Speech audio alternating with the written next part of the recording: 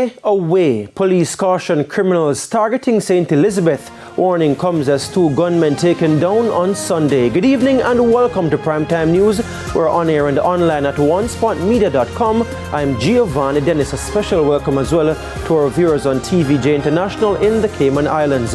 Also this evening, telecommunications company reveals extent of undersea cable damage due to October's earthquake.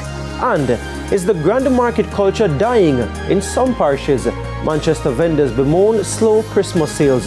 There's also sports and weather in this newscast, so stay with us. I'll have the news in detail right after this break.